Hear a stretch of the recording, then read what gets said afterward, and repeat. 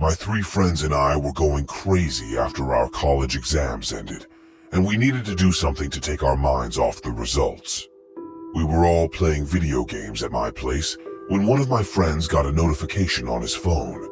Someone he follows on Twitter had posted an announcement about a party, and it wasn't too far from our place. When I asked him who the host was, he refused to tell me, saying only that she looked cute, so he had followed her. Maybe it was last month, and he hadn't paid much attention to it. None of us were surprised because we all knew he had a thing for pretty faces. Since we were all bored, the idea of going to that party seemed like a good one, especially since we wanted to shake off the stress from college. Before leaving, I grabbed my emergency inhaler from my bedroom, as I have pretty bad asthma and always carry it with me when going out. I put it in my bag and joined my friends in the car as we headed to the party. On the way, we decided that I would be the designated driver since I wasn't much of a drinker, and I was just going for some fun and maybe to meet a few girls. After driving for an hour, Jai pointed to a place and told me to stop. I parked in front of a large house. At first glance, the place looked a bit creepy. It was a big house, which seemed perfect for a party, but from the outside, it looked a bit eerie, with the lights dimmed and no sounds coming from inside. Not the dance music or laughter you'd expect from a party. It was eerily silent, with no sound from the grass either. For a second, it seemed like Jai had brought us to the wrong place, but after checking the Twitter address a few times, we confirmed we were at the right spot, though it might have been a joke. Maybe the post was just a prank.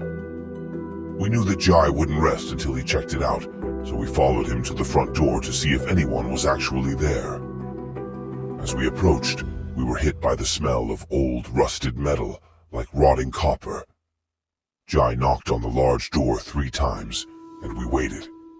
We didn't hear any voices from inside, but after a few seconds, the door opened, and suddenly, we were hit with multicolored lights and loud music. The air reeked of cheap alcohol and chicken pizza. At the door, we saw the girl who had announced the party on Twitter, dressed in barely their clothes. She welcomed us with a big smile and led us inside. Behind the curtains, it was the kind of party I'd been to before. She told us to make ourselves at home and handed us red glasses filled with alcohol.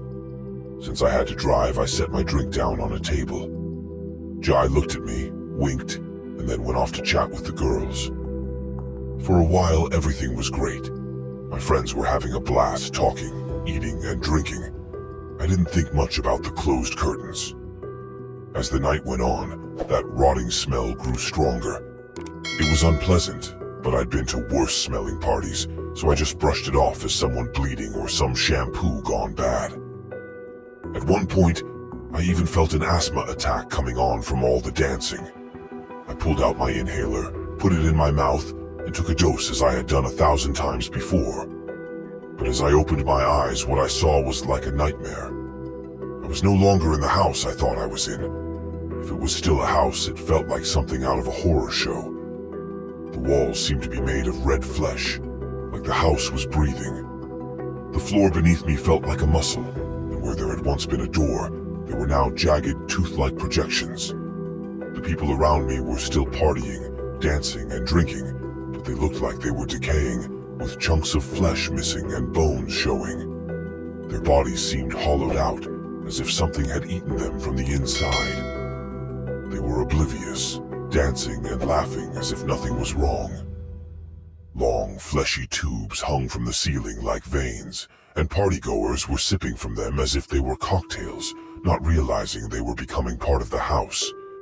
The stench of copper grew overpowering. Whatever chemicals were in my inhaler must have mixed with something in the air, messing with my mind even more. With no windows in sight, the only way out was through that toothy door. I tried to open it, but it was slick with saliva, making it impossible to grip. For a while, I kept phasing between a normal house party and the horrific scene around me.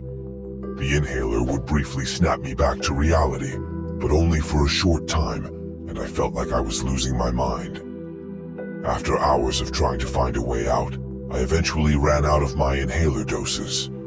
I had no choice but to face the nightmarish version of the house. I tell myself now that it was all just a bad dream. But every time I close my eyes, I hear the laughter of my classmates from that night. Subscribe Wild Wolf 3310 for more.